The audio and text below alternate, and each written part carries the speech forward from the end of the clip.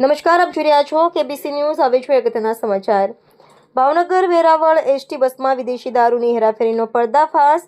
જીએસઆરટીસીની line checking ટીમને હાથ લાગ્યો દારૂ. વેરાવળ નજીક નમસ્તે સર્કલ પાસે બસમાં ટિકિટ ચેકિંગ દરમિયાન મળ્યો છે દારૂ. ભાવનગરથી વેરાવળ આવી રહેલ GJ18ZT0439 નંબરની એક્સપ્રેસ બસમાં મળ્યો દારૂ.